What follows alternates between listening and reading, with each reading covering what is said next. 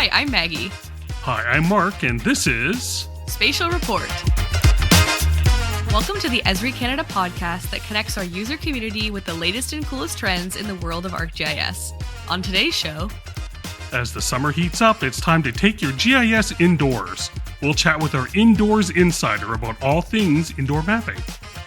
Then our GeoGeek gives us the scoop on all the new features in the latest release of ArcGIS Online. And finally, we played the GIS version of Game 7 of the Stanley Cup Final, M versus M.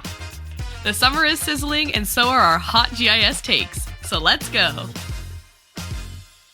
So Mark, it's summertime, the weather is great, and things are going well. How are you enjoying July so far? July is a lovely time of year here on the West Coast. It's sunny, it's mild. So far, so good. Can't complain. How about you? Things are great here, except I did manage to completely burn most of my upper body over the long weekend. So I'm suffering the consequences of lazy sunscreen application this week. Oh, that's the worst. Hope you're okay. Oh, I'm fine. This happens every year. But, I forget and then I relearn. Maybe one day I'll just always have sunscreen on, but probably not anytime soon. Yeah, you're definitely going to need some sunscreen coming up in a couple of weeks, right? I know. I'm so excited. I'm going to the user conference this year. It's going to be really cool. I know. And that's probably what's making us mappy this month is the whole Esri user conference that's happening in San Diego between July, 15th to 19th? Yep, July 15th to 19th. It's going to be really great to be there in person and meet with all of the different GIS users from around the world. I'm really excited. I've never been before. I know. It is a really exciting time. Is there anything in particular that you're looking forward to? I think really it's just going to be meeting other people because I feel like, since 2020, it's been hard to sort of connect in person with a lot of the GIS community. So number one thing I'm looking forward to is just meeting our Canadian customers who are coming down and other people from the GIS community who make it out to the conference. I know there's a lot of people going this year, so I'm really excited for Canada Night. Come and meet up with me. I'll be there working the door. So I'm really excited to get to see everybody face to face. You're going to be the bouncer at the door at Canada Night. That's exciting. Yeah, you bring your passport. I'm checking. No, not really. Well, if you do meet Maggie at Canada Night, definitely say hi to her and tell her that you listen to the podcast. I'm sure she'll appreciate that. Absolutely. I'll give you a pin if you're a listener, or even if you're not. Come talk to me. Tell someone to talk to me. I'm excited to meet everybody. And then, of course, I really want to hear what's going on at the plenary. I know there's exciting people coming down. I'm looking forward to Jeff Kirby's talk. I think it's going to be cool to hear what he's doing with the environment. And I know there's a lot of big things that are happening in the world of GIS. So just hearing all that in person, it's pretty exciting. I've heard good things every year since I've started here. You got to go to the UC, and it's finally happening. But you've been a few times, haven't you, Mark? Yeah, I guess I am the jaded veteran, so won't be going this time around. But I do have some advice if you want some. Absolutely. I'm sure I will take your advice, and I'm sure anyone listening will too. Yeah, sure. Okay, so first of all, that Monday plenary, the first event, it's really incredible because that's the first time you realize how big Esri is. When you have 20,000 people storming into the convention center to see that first presentation, you definitely have to soak in the moment and really enjoy that. And then, of course, you got the Thursday night party. Very exciting. Yeah. So this is out at Balboa Park, where there's like a number of museums that are open just for us. So they block off the entire park, and you can wander around the museums, and there's food stands, and there's entertainment, and there's ice cream, and it is really a cool event, especially for the first timers. So you do have to board some buses. So the key is to get on that bus early because you want to get up and get access to the food first when you're up there. Right. Okay, so that's very important. Pro tip. That's right. As you know, I'm always scoping for the food, so you gotta definitely get that. And then finally, it's San Diego. It's July. It's perfect weather. It's one of the most perfect cities in terms of climate. So take advantage of that, right? Go around, go to Old Town, wander the streets, go to the Gaslamp Quarter, go to Coronado. Yeah, I'm really excited to see San Diego. Last time I was there, I was 6. I don't remember anything. I think I think I went to the zoo, but I am going to be going to a Padres game, so that's really exciting. Yes, and then for us losers who have to hang out here, do not fret. The plenary will be broadcast live, so if you want to watch the plenary, you can register and sign up to watch that. And we'll also have a number of watch parties across the country. So if you do want to get together and network with your fellow users, those watch parties are there as well. And if you happen to listen to this after the user conference, again, don't fret. The plenary will be recorded, so you can watch those recordings at any time.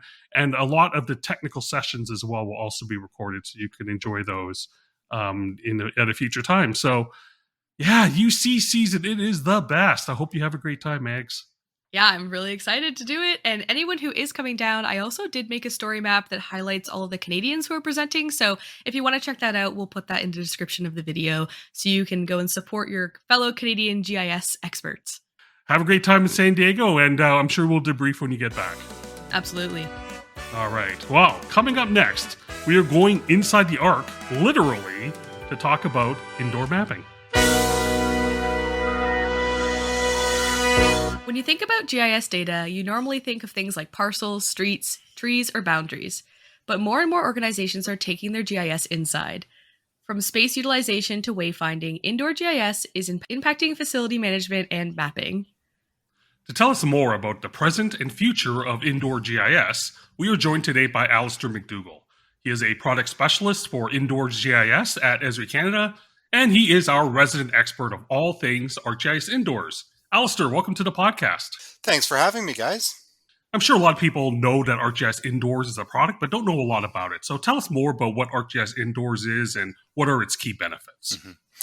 Sure. So, I mean, you guys on the show talk a lot about, different types of maps, different use cases for GIS. And, I think it's funny because we've mapped the surface of Mars, the moon, the ocean floor. Yet, for whatever reason, we haven't got around to mapping much of the environment where we tend to spend the majority of our time, which is, of course, the interior of buildings. I guess in the most basic terms, ArcGIS Indoors allows you to create indoor maps. And indoor maps, like any other map, help us situate ourselves in our environment and locate things that are important to us, right? Like that could be people, that could be, real time, people in real time. So where our Mark and Maggie right now? Or it could be, where are there assigned office location? It could be places like any kind of room, a meeting room in an unfamiliar office, or it could be any kind of asset or data point that's located in the indoors. So really, anytime we're in an unfamiliar indoor environment, then indoor maps could be beneficial to us. A couple specific examples, if you can imagine, we've all been there, but a patient arriving at a hospital, maybe to a clinic that they're not familiar with, they can check into a kiosk, view an indoor map, get wayfinding directions to that location. A contractor going to complete a work order or something like that at a facility that they're not familiar with, they can be provided with a mobile app that allows them to find their work location, to go and do that work without being kind of led around and handheld the whole time. You can imagine in the event of an emergency, first responders are often arriving on the scene without any great prior knowledge of the environment. So a medical emergency inside a busy convention center, the ability to hand first responders a tablet or a mobile device with an indoor map already loaded, hopefully that's going to allow them to locate that individual or that location much quicker than they would be without it. So that's kind of some examples of how indoor GIS can really benefit organizations. ArcGIS Indoors as a product, we like to say it's a complete indoor mapping and geographic information system. So it's a system of record for capturing and storing your building data, a system for analyzing your building data and what's happening inside your facilities, and then a system of engagement to provide your users, which in this case tends to be the folks who are working or visiting your buildings, with information products that allow them to interact with this data and to do some of the use cases that I mentioned previously, such as wayfinding and to be able to search for locations and things like that. So ArcGIS Indoors is comprised of a few different components. We have a desktop component. So tools in ArcGIS Pro that allow you to create the ArcGIS Indoors data model, which is just a data model designed to hold building information. Tools that allow us to convert our floor plan data from either CAD or BIM formats, convert that into Esri geodatabase format, and then create our indoor maps, create and publish our indoor maps. We have a WebGIS component, so something that you would deploy to either ArcGIS Online or ArcGIS Enterprise. So that would be a web application, a configurable web application that we can build out of the box. And it also has a mobile app as well that you can download from the iOS or Google Play app stores. So those are kind of the two components of ArcGIS Indoors. You have the desktop component, and then you have the WebGIS component, and they can actually be purchased separately as well. And I know you've sort of touched on little examples as you've been telling us about the products, but are there any sort of notable use cases or success stories of organizations that have implemented ArcGIS Indoors that you can share with us? Well, I'll start with our most recent one here in Canada. So Yukon University, their main campus based in Whitehorse, but they do have campuses throughout the territory. So they have implemented ArcGIS Indoors and have just rolled it out at the start of their spring semester. So their first day of classes, they're back in last month in May. So they provided mapping kiosks throughout the campus. So students or staff, of course, on their first day of work or first day of school could use the indoor mapping kiosk to find the location of their classes, the location of student services, and other points of interest throughout the campus. So that was a really good one to see because they're a small university. So it was just nice to see how you don't need to be some sort of massive organization with a huge GIS team. They really just have one crack GIS person who was able to configure this on their own. Yukon University, great job up there in Whitehorse. Another example, kind of on the other end of the spectrum, but remaining in the education sector, is an international case of ETH Zurich in Switzerland. They're one of the premier sort of STEM universities in the world. They have a whole, since 2021, smart campus kind of digital twin initiative with a real focus on accessibility. ArcGIS Indoors and ArcGIS IPS, which is our indoor positioning system. So they've rolled out both of those across some of their 58 building spread over two campuses, some 400 odd square footage.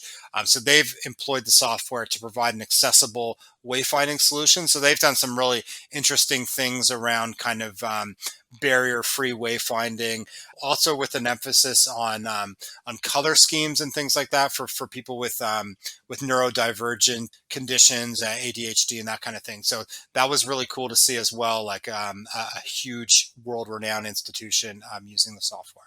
I'm sure you have some visions in your head of where this is all going. So why don't you share where you think this is all heading? What future developments do you see for ArcGIS Indoors and just Indoors GIS in general?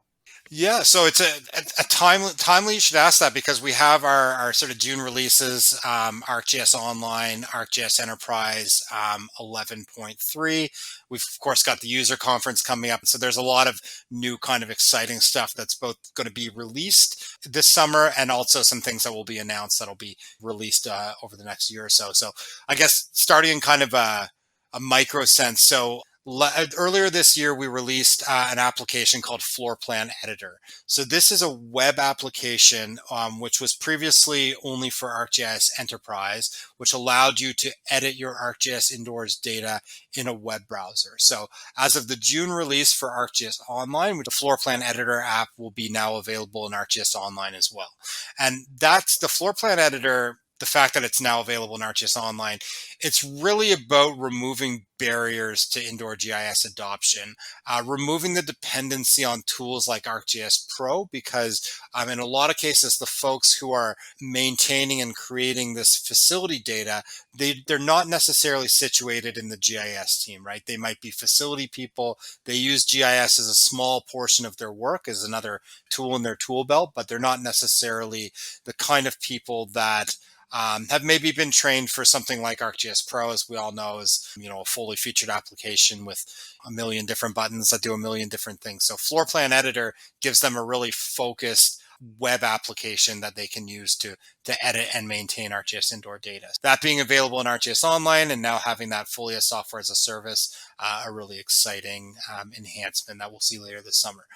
A couple other things that are a little bit further down the road, but are currently in active research and development right now, what we call progressive navigation in the indoors mobile application. So the indoors mobile is going through a rewrite right now. So we're going to see something we're going to see in the next generation of the mobile app is progressive navigation. So currently, when you are doing wayfinding in ArcGIS indoors, you get your turn-by-turn directions, but you have to kind of manually progress them as you're moving throughout the building.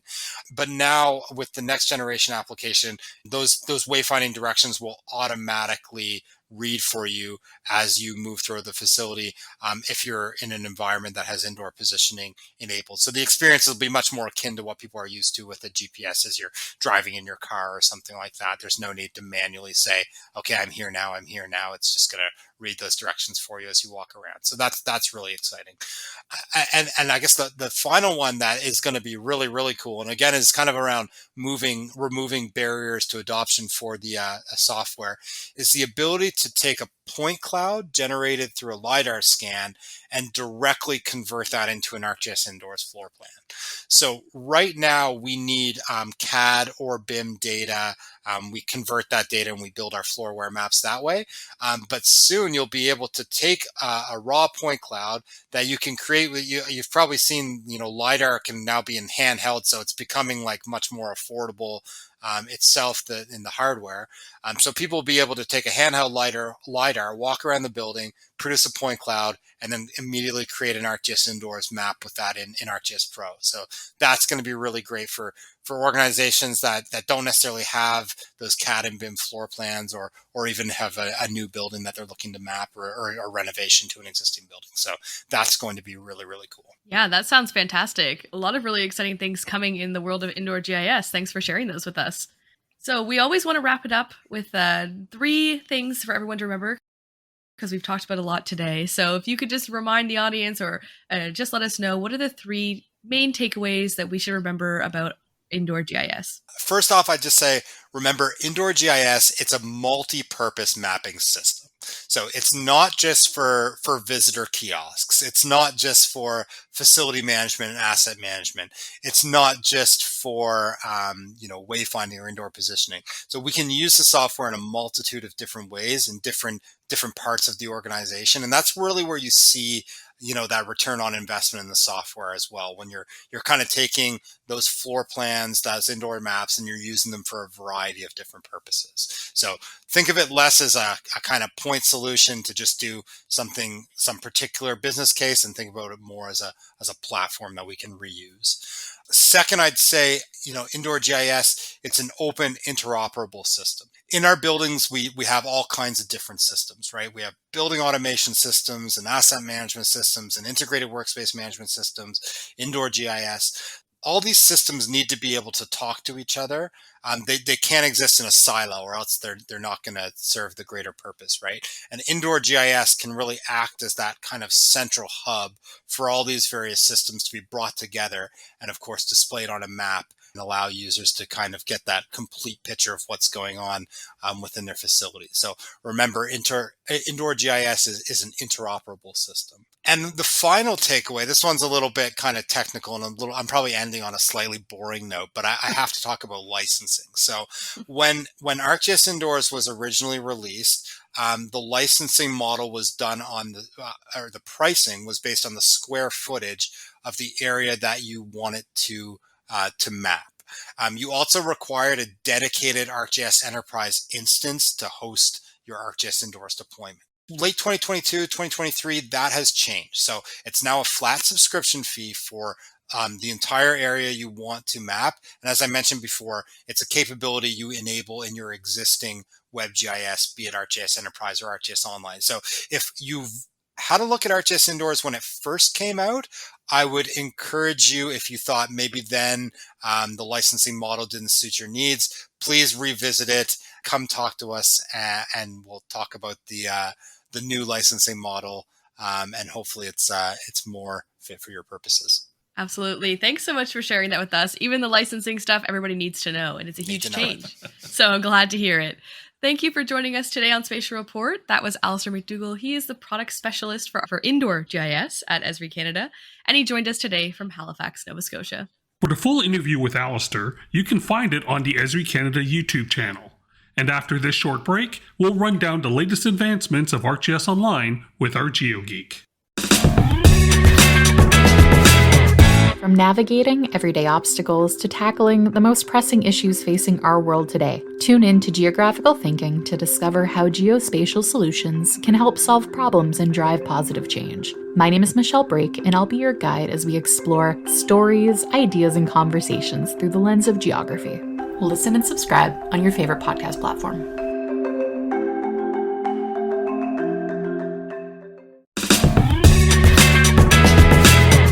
It's now time for the GeoGeeks, our regular segment where we bring in a subject matter expert to talk more about what's new and noteworthy in our core ArcGIS products. And it's our honor and pleasure to welcome back our ArcGIS Online GeoGeek to the show. Brandon Wheatley is a technical solutions specialist at Esri Canada, and he joins us today from Toronto. Brandon, it's great to chat with you again, and welcome back. Oh, it's great to be here. Hey, Maggie. Hey, Mark. How are you guys doing? Doing fantastic, especially since last month we had a pretty exciting change. The June 2024 release of ArcGIS Online came out with lots of new features and enhancements, so I'm sure you're excited to share those with us today. Yeah, very much so. It was a quite a big update. Lots of new features and new additions. So yeah, I'm very excited to get into it and talk about it today. For sure. And before we can get to the fun, exciting changes, there is some really important stuff we wanted to cover right at the beginning, and that is the change to the user types. So there was a big change with the user types and the way that works in ArcGIS Online. Could you give our listeners a little bit of an overview of what that change was? Yes, yeah, absolutely. And then not every update is a feature or a new function or a new tool. So chances are there's a good chance you've heard of the new user types. And so these have now been implemented and automatically applied in ArcGIS Online with the June product update. When logging into your ArcGIS Online organization, you should see some sort of a message or a pop-up to let you know that those user types have in fact been updated. They'll be accompanied by a link, which is going to take you to a page that gives you a lot more details and breakdown as to what those changes are and how those may impact you in your organization. And as much as I would love to dive into the details of all of those little changes, I don't think I quite have the airtime to get into all of it today. But I kind of going to give you a bit of an overview and let you know that, we understand with change, things can be kind of tricky to navigate, or there's some decisions to be made in the short term. And we certainly understand that, but we're here to support you, our users, through this process. And overall, the main reason for this change was to streamline our user license model to help make sure that you're selecting the correct user type, and really to make that process a lot easier to help maximize your ArcGIS Online subscription. And so I can say we're going with 7 user types that have now been we're going with 6 moving forward. And so some of those have been renamed.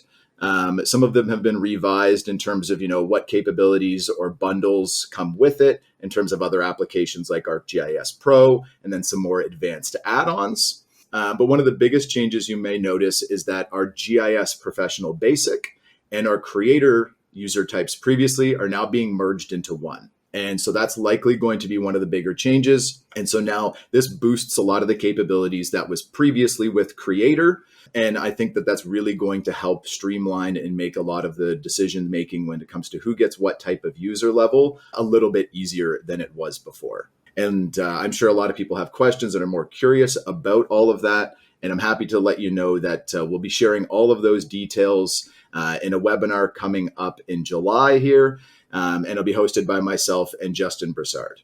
So we'll be going over all of the new user types, what they're called, the new updates, and all the functionality that's going to be related to them. So be sure to sign up and register for that webinar.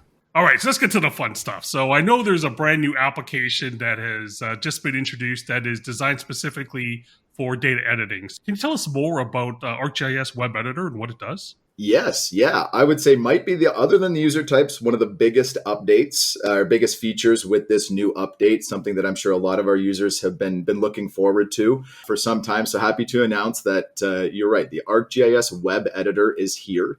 It is a standalone application for both ArcGIS Online and Enterprise 11.3. And so it's a web-based application that lets you do more focused and efficient data editing directly with your hosted feature layers. So you don't necessarily need to jump into Pro anymore, make those edits, and then refresh and update those changes. You can do all of that right there in the web. But that's not to say either that this is here to replace ArcGIS Pro. That's not entirely the case. It's really just more so geared to give you another tool and another option and more flexibility when doing common edits, but while still taking advantage of some nice high-tech features like snapping and a lot of the other contextual applications and tools that you do find in ArcGIS Pro. And so with this first release of the web editor, you'll see a lot of the common editing tools and capabilities, but keep an eye out for future updates and future releases, as what you'll notice is that the list of capabilities and functionality there is going to continue to grow. So this isn't something necessarily that, we're just throwing out there and it's just going to kind of sit there. This is going to be a lot of add-ons and updates as we move forward. And I encourage you as well to even maybe get involved. Our Esri community pages usually feature a lot of suggestions and feedback and updates from our users. So we'd love to hear how you're using this new web editor, what you think of it, and feel free to add some suggestions as well. Something I'm super excited about, accessible right from the app launcher. Like I said, it's going to look a little bit, or actually quite a lot, like Map Viewer, but they are two separate applications and help keep those two environments separate. But I'm very excited to kind of see and hear from our users how this new web editor is working for them. Absolutely. It's a really great application. I've tried it out in beta, and now that it's here, I'm really excited to see what people are going to do with it. And definitely, like you said, Brandon, give any feedback that you have so we can keep improving these applications for future use. But, there's another really exciting enhancement that I've been hearing about for a long time, sort of a long-awaited change to ArcGIS Online, and that in this release is the recycling bin. Can you tell us a little bit about how that works and what that feature is? Yeah, absolutely. You're right. It's something we've been kind of waiting for a little bit. So I'm very excited to see this is now here as well. So again, when you've logged in, if you have since the update, you should see a pop-up that gives you a kind of a message to let you know that the recycle bin is here, and it's going to give you an option to either opt in or opt out of that capability. So it's not mandatory by any means, but it is an organizational wide setting. So keep that in mind, depending on who your users are and how they're interacting with things, whether you want that to be toggled on or off. A few other things to note with the way that the recycle bin works is that features will remain in the recycle bin for 14 days. So anything that you delete, if you need to go and restore it, it's very easy to do. It's going to be there for you for 2 weeks. But do keep in mind that during those 14 days, any of those hosted feature layers are going to continue to consume credits. So certainly something to keep in mind. And a way you can kind of think about the ArcGIS Online recycle bin is it does work and act in a lot of ways like the recycle bin for your computer. When you move something to the recycle bin on your computer, it's still taking up storage on your hard drive somewhere. It just may be moving it to a different location, and that ArcGIS Online recycle bin is just the same. So if you're looking to delete larger hosted feature layers, and you don't want to wait those 14 days, even with the recycle bin opted into or opted on, when you go and delete something, you can actually have the option right there to permanently delete the item. So you still get a choice as to how you want that hosted feature layer to be treated, but certainly something to keep in mind from a credits point of view that those 14 days are going to be something to keep in mind. All right, we only got a couple of minutes left, and I know there's a ton of things that we could talk about in terms of what's new in ArcGIS Online, but this is kind of pick your favorite. So of all the other things that are out there, Brandon, what is one of your favorite features that you think our listeners should know about? Just the one? I mean, like I said, this was a substantial update. So yeah, it's not as easy a task as you'd think. But I suppose since we're here, we're talking about some organizational settings. We're talking about credits. We'll keep on the same train of thought and let everyone know that there's also been some updates to the credit reporting tools. So before, you could always generate some reports about the credit consumption across your organization, but previously really only got results that showed credit usage consumed through tools. But the reports are a lot more robust now and give you a lot more information at a much more granular level as well. So you can now see credits for things like storage, types of storage, storage by individual users, as well as even by different applications. So you can see maybe how your users are consuming credits across different applications that you're using, and even across the whole organization. So there's a lot more flexibility in these reports now, giving you access to a lot more information to see how those credits are being consumed, and maybe find some ways to maybe be a little bit more efficient, or focus in on areas that you've got some more room to run some more tools now that you've noticed how few you may actually been using. So I'm really kind of excited and hope that this is a big help to not only our users, but the administrators of our users as well. And so kind of a nice tool to help give some more control and give some more feedback on how you're leveraging the Esri technology in the ArcGIS system. Yeah, I'm really excited too, because I know credit management is always an issue out there for ArcGIS Online users. So to have better reporting, more accurate reporting is something that everyone should be looking forward to. So that's great that you pointed that out, and all these other things that are going on with ArcGIS Online. And check out our website. We'll have links to all the other changes that are available as well with this latest update. So Brandon, we really appreciate you taking some time out today and talking to us about all things online. Oh, my pleasure. Thank you so much, Mark and Maggie, for having me. I look forward to rejoining and talking again. This was great. That was our pal, Brendan Wheatley, our correspondent for all things ArcGIS Online, and he joined us today from his home in Toronto. During this break, I'll be warming up for my victory dance, because M versus M is next.